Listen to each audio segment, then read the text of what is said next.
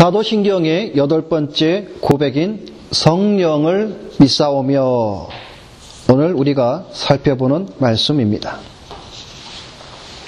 성령을 믿사오며 우리가 늘 공예배 때마다 사도신경을 고백할 때에 고백하는 짧은 내용입니다. 성령을 믿사오며 여러분에게 먼저 질문을 드립니다. 여러분은 이 성령을 믿사오며라는 이 고백을 할 때에 여러분은 무엇을 믿습니까? 성령의 무엇을 여러분이 믿는다고 고백을 하고 있습니까? 우리가 이렇게 고백을 할 때마다 내가 성령의 무엇을 믿는지에 대한 고백, 내가 무엇을 믿는지에 대한 내용, 그것이 없다면 한낱 울리는 꽹과리와 같습니다. 아무 의미가 없습니다. 성령을 믿사오며라는 이 고백을 할 때마다 내가 그 성령에 대한 무엇에 대한 믿음에 대한 확실한 내용이 있을 때에 이 고백이 참 고백이 되는 겁니다. 그저 성령을 믿사오며 아무 생각 없이, 아무 뜻 없이, 아무 의미 없이 고백해서는 안 됩니다. 이 짧은 고백이 참 고백이 되기 위해서는 성령이 무엇인지를 우리가 올바로 알아야 됩니다. 성령에 대해서 모르고서 어찌 성령을 믿사오며라는 이 고백을 할 수 있겠으며, 또한 사람마다 다 자기 생각대로 성령에 대한 잘못된 지식을 가지고 있다면 그것이 어찌 올바른 고백이며 올바르다고 말할 수가 있겠습니까? 이것은 참으로 위험한 일입니다. 사도 바울이 이렇게 말씀을 해주고 있습니다. 몸이 하나이요 성령이 하나이니 이와 같이 너희가 부르심의 한 소망 안에서 부르심을 입었느니라. 주도 하나이요 믿음도 하나이요 세례도 하나이요 하나님도 하나이시니 에베소서 4장에 말씀을 해주고 있습니다. 성령에 대한 고백도 하나입니다. 초대교회 사도들이 고백했던 성령, 또 초대교회 때 신앙생활했던 성도들의 고백, 또 종교개혁자들이 말하는 성령에 대한 고백, 더 나아가 오늘 우리가 고백하는 이 성령에 대한 고백은 하나입니다. 다를 수가 없습니다. 성령에 대한 고백이 서로 다르다고 한다면 우리는 서로 다른 성령을 알고 있는 것입니다. 제가 여러분에게 드리는 말씀 가운데 늘 자주 반복하는 가운데에 개념, 컨셉이죠, 컨셉. 개념에 대한, 다시 말해서 그 용어에 대한 개념이 올바르지 않고 서로 틀리면 바라보는 것이 서로 다릅니다. 동상이몽이라 그러죠. 똑같이 하나님을 이야기하는데 A라는 사람과 B라는 사람이 믿고 있고 알고 있는 지식이 서로 다릅니다. A라고 하는 사람이 바라보는 하나님, B라는 사람이 바라보는 그 하나님이 서로 다르다면 그 하나님은 다른 하나님이 됩니다. 다시 말해서 A나 B 둘 중에 하나는 잘못 알고 있는 것이죠. 성령에 대한 고백도 마찬가지입니다. 오늘 우리가 성령을 믿사오며라고 고백하는 이것도 우리도 마찬가지입니다. 성경에서 말씀하시는 성령에 대한 고백, 우리가 그것을 알고 그것을 바로 믿어야 한다는 것입니다. 성령에 대한 올바른 고백이 필요하다라는 것입니다.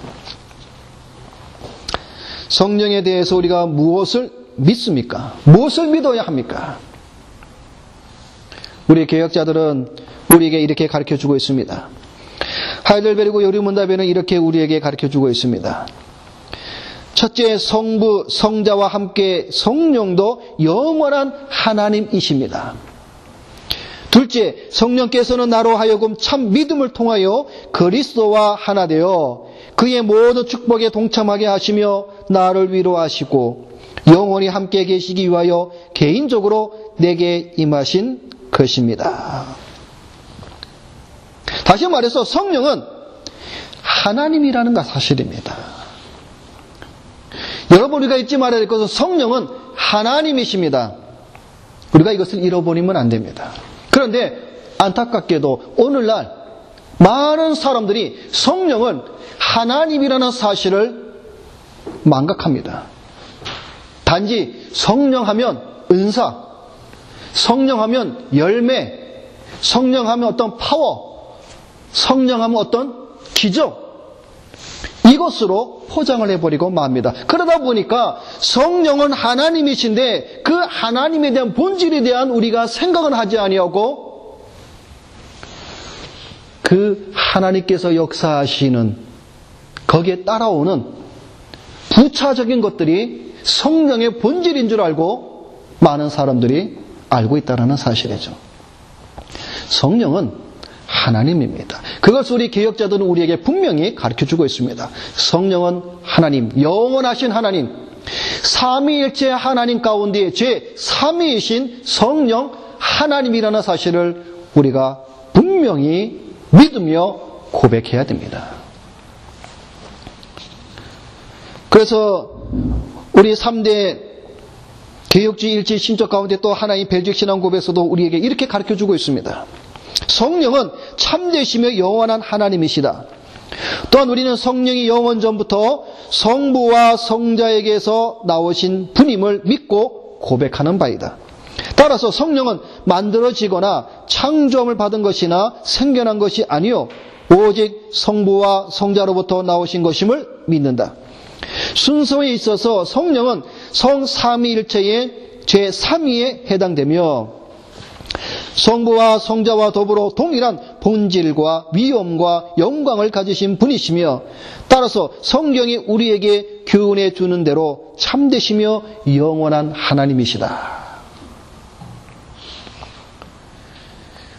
우리 앞선 믿음의 선진들은 이 성령에 대해서 아주 정확하게 우리에게 가르쳐주고 있습니다. 성령은 성부 하나님에게서 또한 성자에게서 나오신 분입니다.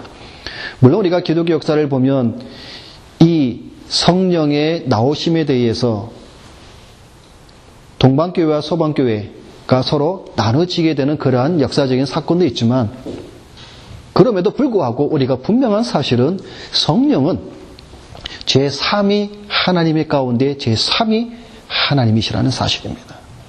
그러면 이 성령을 믿사오며라는 우리가 이렇게 고백을 하는데 이 고백이 우리에게 그럼 어떤 유익이 있느냐?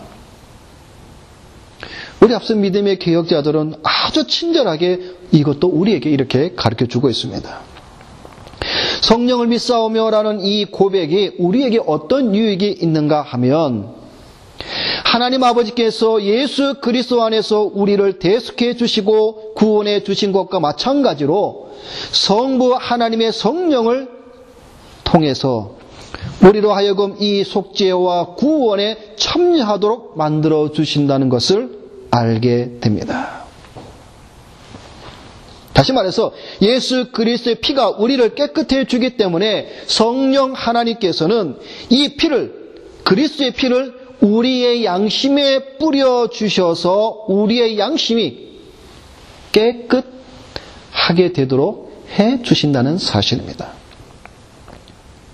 우리 마음속에 거하시는 성령 하나님께서 우리로 하여금 예수 그리스도의 능력을 믿고 그것을 깨닫게 해준다라는 사실입니다. 더 나아가 성령께서는 우리를 밝히 비추어 주시어서 우리로 하여금 하나님의 은혜를 알도록 해 주신다라는 사실입니다. 즉 성령께서는 자신의 은혜를 우리의 영혼 속에 확정하시고 인치시며 그 은혜가 우리 안에 거하도록 역사하신다라는 말씀입니다. 여러분 요한복음 3장에 보면 니고데모가 나옵니다. 여러분 잘 아시죠? 니고데모. 니고데모가 한밤중에 예수께 나와 대화를 나눕니다.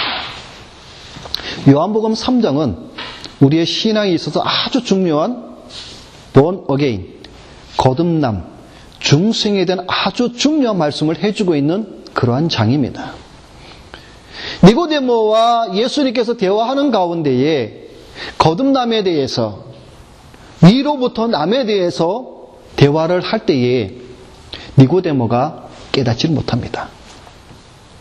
그때 예수님께서 뭐라고 말씀을 하시냐면은 육으로 난 것은 육이요 영으로 난 것은 영이니라고 말씀을 합니다. 여러분, 이 말이 무슨 말일까요? 육으로 난 것은 육이요 영으로 난 것은 영이니. 간단히 말하면 육은 영의 일을 알 수가 없다라는 겁니다. 영의 일을 알기 위해서는 영으로, 오직 영만이 그 영의 일을 알 수가 있다라는 겁니다. 다시 말해서 성령 하나님께서 우리의 마음에 역사하실 때에 우리가 비로소 영의 일을 우리가 깨닫고 알고 믿게 된다는 사실입니다. 우리의 육신으로는 도저히 영의 일을 우리가 깨닫고 알고 믿을 수가 없다라는 겁니다. 2000년 전에 예수님께서 십자가에 달려 돌아가실 때에 그 십자가의 사건, 그 사건으로 말미암아 그리스도의 공로, 그리스도의 의가 그 십자가 사건을 믿음으로 고백하는 자들의 심령 속에 역사하는 그 일은 우리의 육으로는 도저히 그것을 깨달을 수가 없습니다. 성령 하나님께서 그것을 우리가 깨닫도록, 그것을 알고 그것을 믿을 수 있도록 우리의 마음에 역사하실 때만이 우리가 비로소 2000년 전에 십자가에 달려 돌아가신 그 예수 그리스도가, 그 흘리신 그 보혈이, 그 사건이 자기 자신과 연결이 되어 유익이 된다라는 사실입니다. 니고데모가 예수님과의 대화 속에 깨닫지 못하는 것처럼 하나님에 의해서 하늘로부터 위로부터 다시 태어나는 이 중생, 여러분, 우리 인간의 이성으로 우리의 인간의 육이 그것을 어찌 알겠습니까? 우리는 모릅니다. 죽었다 깨어나도 우리의 육은 거듭나는 이 중생의 역사, 이 영의 일을 우리는 모릅니다. 오직 영으로 그 중생의 비밀과 그 신비를 알 뿐입니다. 이런 모든 것을 역사하는 것이 바로 성령 하나님의 역사라는 사실입니다. 그렇기 때문에 우리가 분명히 알 것은 성령은 하나님이라는 사실을 우리가 분명히 알아야 됩니다. 여러분, 우리가 사도행전 우리 5장을 한번 찾아봅시다. 사도행전 5장.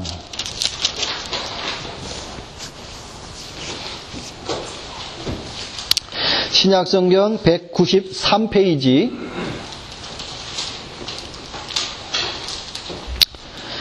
사도행전 5장 1절부터 말씀을 보면, 아나니아라 하는 사람이 그의 아내 삽비라와 더불어 소유를 팔아 그 값에서 얼마를 감춤해 그 아내도 알더라.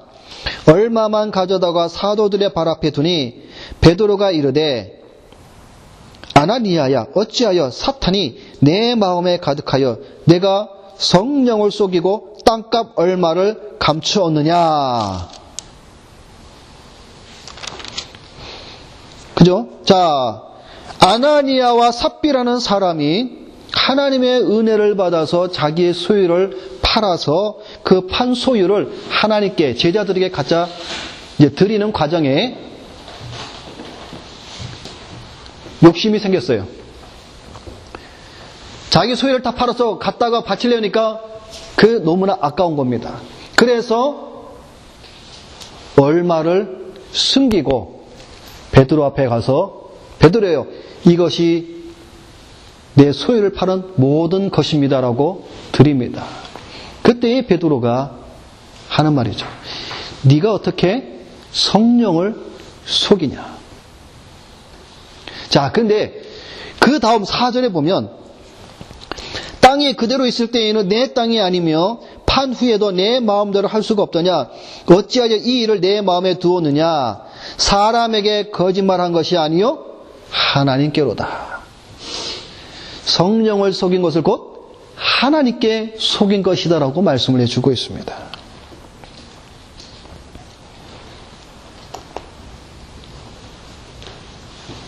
다시 말해서 성령은 하나님이라는 사실이죠. 고린도전서 12장에도 보면은 우리가 잘 아는 은사에 대해서 설명을 하고 있죠. 그 가운데에 우리 많은 성도들이 그 성경 구절을 읽을 때에 그냥 지나치는 성경 구절이 또 있습니다. 우리 한번 봅시다. 고린도전서 12장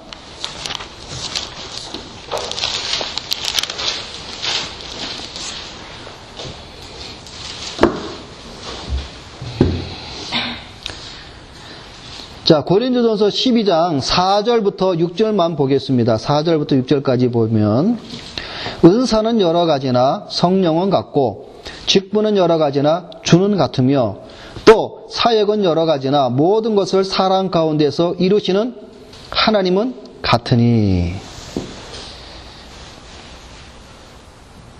은사를 나눠주시는 그 성령은 하나님이라는 사실입니다. 이러한 성경에 있는 말씀을 통하여서 마태는 동일하게 또 이렇게 우리에게 말씀을 해주기를, 마태복음 28장에 보면 그러므로 너희는 가서 모든 족속으로 제자를 삼아 아버지와 아들과 성령의 이름으로 세례를 주고 라고 말씀을 해주고 있습니다. 그러므로 여러분이 성령을 믿사오며라고 고백을 할 때마다 우리가 분명히 가장 기본적으로 생각할 것은 성령은 하나님이다. 그러므로 사입이나 이단들처럼 성령을 마치 종부리고 업신여기고 무시하는 행동을 해서는 안 됩니다. 저들은 성령이 하나님이심을 모르는 무지한 자요 악한 자들입니다. 만일 저들이 성령이 하나님이심을 알고 믿는다면 어떻게 저들이 성령에 대한 그 분의 그 이름을 함부로 여러분 말할 수가 있겠습니까? 그럴 수 없습니다.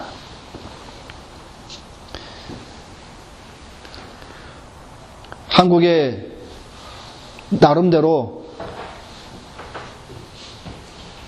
개그맨이나 코미디보다 더 웃긴 목사, 한 목사가 있습니다. 가끔 텔레비도 나오는 목사가 있는데 그는 성령에 대해서 설교를 하면서 이런 얘기를 합니다. 성령은 바람이다. 그러면서 세속 가요 가운데에 바람이라는 노래가 있어요. 그 노래를 부르면서 성령을 그 노래에 빗대어서 성령 하나님에 대해서 가르치고 설교를 합니다. 여러분, 그것은 성령이 그분에게 있어서는 하나님이 아닙니다. 성령이 하나님이신데 어떻게 세속의 가요의 가사에 빗대어서 그 하나님을 무시하겠습니까? 여러분, 우리가 주일마다 우리가 교독하는 10계명 가운데 제3계명이 무엇입니까? 하나님의 이름을 망령되이 부르지 말라 그럽니다. 하나님의 이름을 망령되이 부르는 자를 죄 없다 하지 아니하리라 분명히 말씀하고 있습니다. 여러분, 우리가 여호와 하나님, 예수 그리스도, 성령 하나님, 모두 이 하나님의 이름을 우리가 부르고 고백할 때에는 정말 우리가 두려운 마음으로, 정말 우리가 그를 경외하는 마음으로 우리는 여호와 하나님, 예수 그리스도, 성령 하나님의 이름을 불러야 됩니다. 여러분, 이스라엘 백성들이 여호와의 이름을 얼마나 거룩하게 여겼습니까? 저들은 여호와 하나님의 이름을 함부로 부르지 않기 위해서 그들은 여호와라는 말을 저들은 말하지도 않았습니다. 여러분이 갖고 있는 이 성경책에 이것을 옛날에는, 오늘날에는 그저 컴퓨터에서 또는 복사기로 복사하고 저장해놓고 쓰면 얼마나 여러분 편합니까? 그러나 처음에 성경은 여러분 어디에 기록했습니까? 오늘날 같이 이렇게 좋은 종이도 없었고 재질도 없었죠. 처음에는 양가죽이나 또는 파피루스, 그 갈대, 그 식물에 그것을 잘 이렇게 조절해갖고 거기에다가 성경을 기록했습니다. 그들이 그 성경을 그곳에 그들이 일일이 손으로 다 씁니다. 태초에 하나님이 천지를 창조하시니라. 그들이 직접 손으로, 그래서 그게 필사라 그러죠. 손으로 기록합니다. 그런데 여러분, 그들이 그것을 성경을 필사할 때에 태초에 하나님이 나오면 태초에 쓰고 그 다음에 그 쓴 펜을 놔두고 다른 펜 또는 태초에 쓴 그 펜을 물에 깨끗이 씻고서 다시 쓰고, 또 하나님 이름이 나오면 그는 가서 손을 씻고 와서 경건한 마음으로 여호와, 엘로힘, 야훼, 그렇게 그들은 성경을 필사했습니다. 그들은 여호와 하나님의 이름이 얼마나 두렵고 경외스러운 이름인지 그들은 그 여호와 하나님의 이름을 함부로 대하지 않았습니다. 물론 그들이 그 하나님의 이름을 너무 거룩하게 여기다 그들이 말하지도 않아서 결국 참 하나님의 이름에 대한 발음을 그들이 잃어버리긴 했어도 그들의 마음은 여호와 하나님의 이름을 거룩하게 여겼습니다. 하물며 그런데 성령 하나님도 하나님이신데 어떻게 오늘날 성령 하나님이 지나가는 개보다도 못하는 그러한 위치로 떨어진 이러한 상황이 바로 오늘 이 시대라는 사실입니다.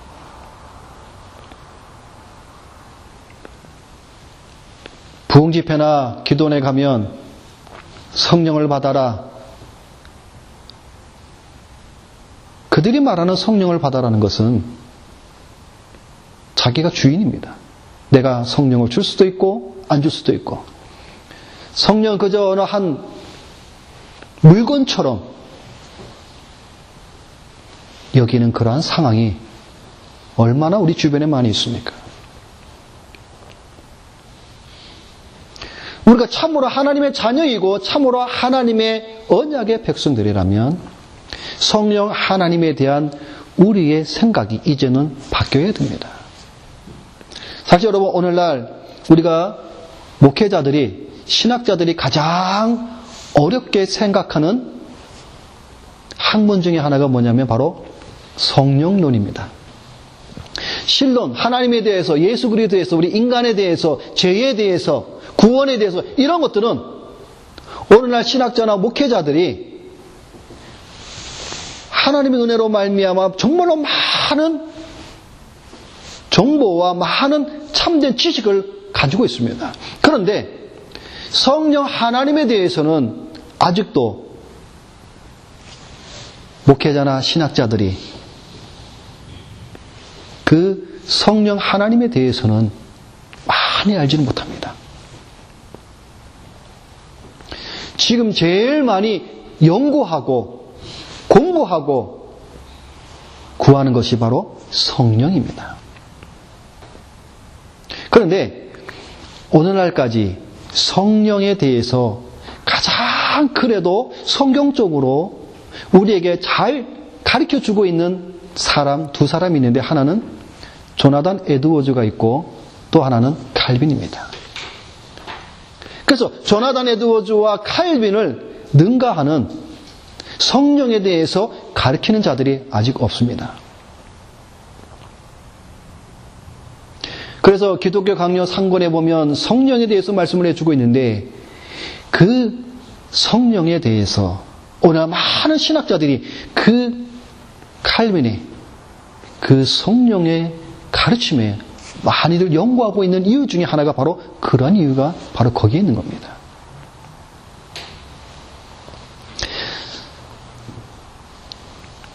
자, 성령은 하나님이십니다. 라는 사실을 우리가 기억하시고 오늘 우리 요한복음 14장에 있는 말씀을 통해서 성령 하나님에 대해서 여러 가지 많은 것들이 있지만 저는 오늘 여러분에게 두 가지로 말씀을 드리고자 합니다.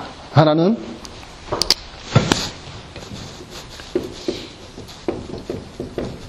보혜사입니다. 보혜사. 여러분, 성령 하나님은 보혜사입니다.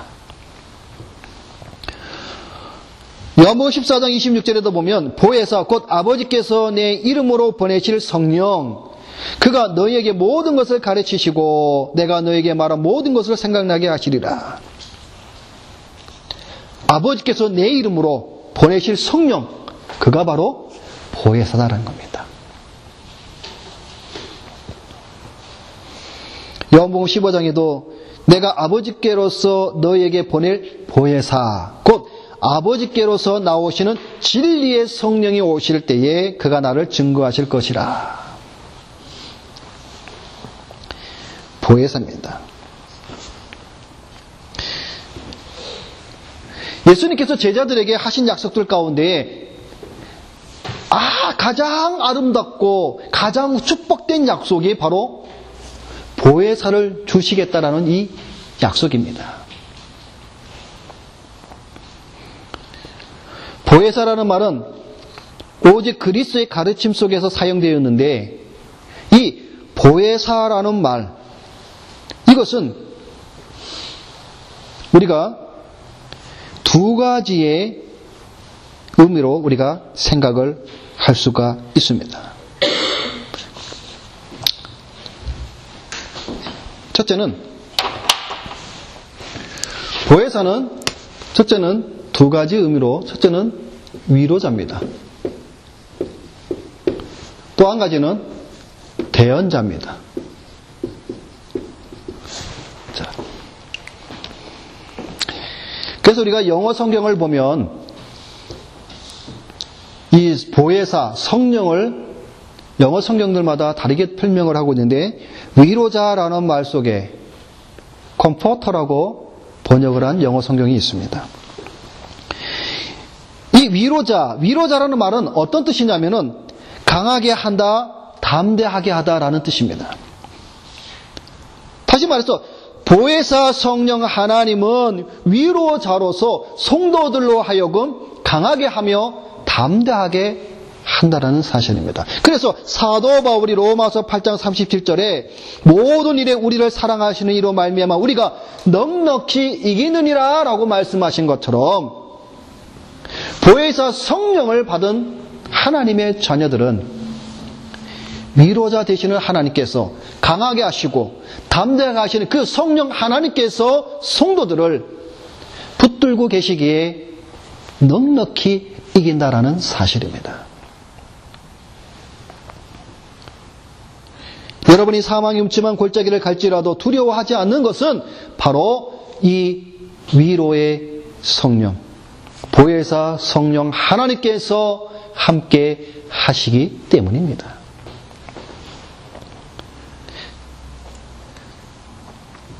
두 번째는 대언자입니다. 어떤 성경 번역에 보면 카운셀러라고 번역을 해놓기도 합니다. 그래서 이 보혜사는 대언자, 카우슬러. 그래서 요한일서 2장 1절에다 보면 예수님을 대언자라고 말씀을 해주고 있습니다.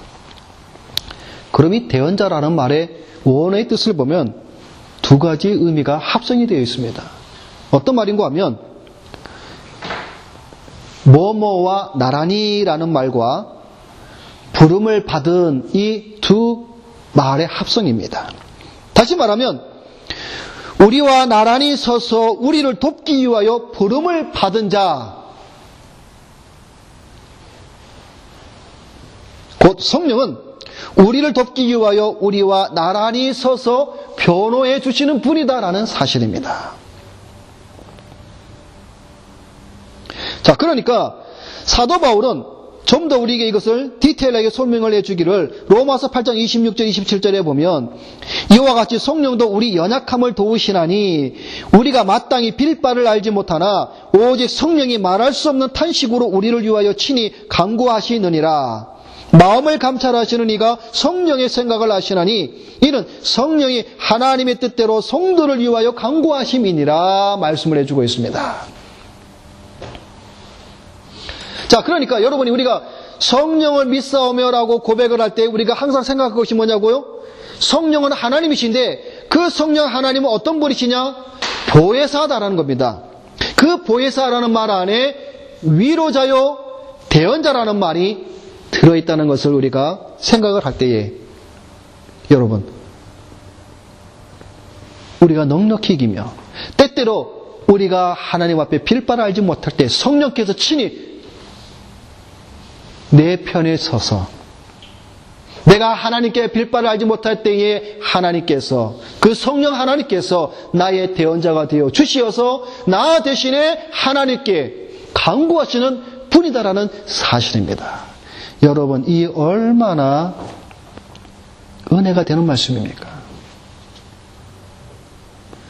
나는 연약하고 나는 빌 바를 알지 못할 때, 나는 세상에 실망하고 좌절하고 넘어지고 자빠질 때에 성령 하나님께서는 내 속에 역사하셔서 위로자가 되셔서 강하게 하시고 담대하게 하시고 나의 대언자가 되어 주시어서 나아가 나로 하여금 대신 빌어주시는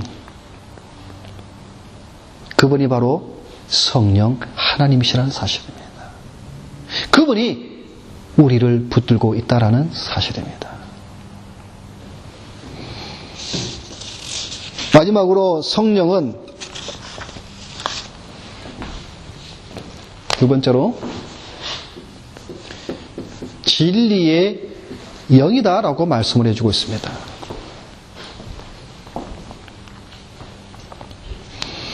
오늘 우리가 읽은 본문 요한복음 14장에 분명히 말씀을 해주고 있습니다. 저는 진리의 영이라. 요한복음 16장 13절에다 보면은 진리의 성령이 오시면 그는 너희를 모든 진리 가운데로 인도하시리니 이렇게 말씀을 해주고 있습니다. 진리를 가르치고 깨닫게 하시는 것이 성령의 역사입니다. 진리의 성령 우리를 모든 진리 가운데로 인도하신다라고 말씀을 해주고 있습니다. 이 말씀을 제자들에게 예수님께서 하신 말씀이죠. 제자들이 예수님께서 그동안 하신 말씀들을 잘 깨닫지를 못합니다. 그럴 때 예수님께서 제자들에게 하시는 말씀입니다. 진리의 성령이 올 때에 너희가 지금은 깨닫지 못한 모든 것들이 너희가 깨닫게 될 것이다.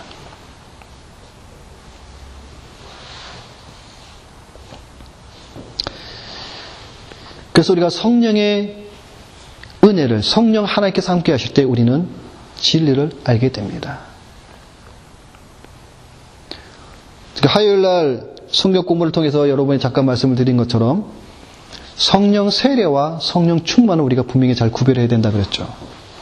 성령 세례는 중생할 때 딱 한 번 받는 성령의 세례입니다. 그래서 성령 세례는 오순절이나 순복음 개통에서 말하는 것처럼 중생과 또 다른 하나의 역사가 아니라 중생의 모든 거듭난 성도들은 성령의 세례를 다 받은 자입니다. 성령의 세례를 받아 거듭나고 중생한 성도들은 성령의 충만은 받아야 된다라는 사실이죠. 그래서 이 충만은 주님 오시는 그날까지, 우리가 하나님 앞에 서는 그날까지 계속 되어져야 되는 성령의 역사라는 사실이죠.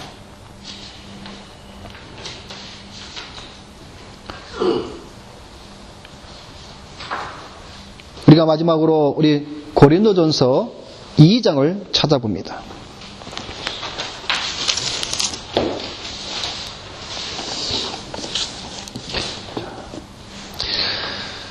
고린도전서 2장, 신약성경 265페이지, 고린도전서 2장 10절입니다.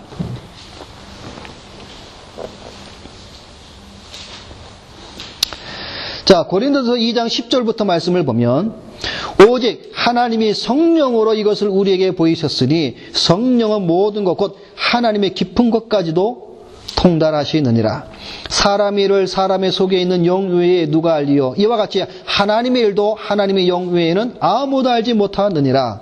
우리가 세상의 영을 받지 아니하고 오직 하나님으로부터 온 영을 받았으니 이는 우리로 하여금 하나님께서 우리에게 은혜로 주신 것들을 알게 하려 하심이라. 우리가 이것을 말하거니와 사람의 지혜가 가르친 말로 아니하고 오직 성령께서 가르친 것으로 하니 영적인 일은 영적인 것으로 분별하느니라.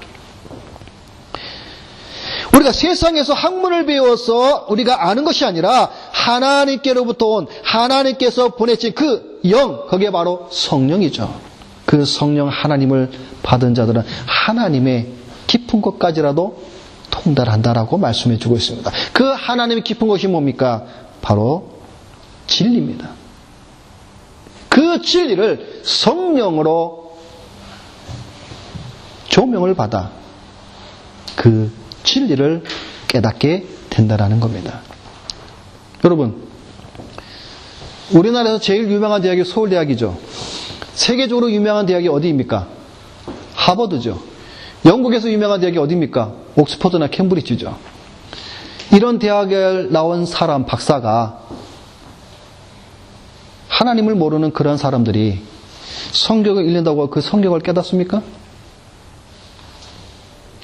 세계적으로 유명한 대학을 졸업한 자들이, 박사들이 성경을 본다고 한들 그들은 성경을 깨달을 수가 없습니다. 그러나 어린아이라도, 대학을 나오지 못한 자들이라도 성령 하나님께서 그에게 성령의 역사로 통하여 조명을 비춰주실 때에 깨닫는 것이 하나님 말씀 진리입니다.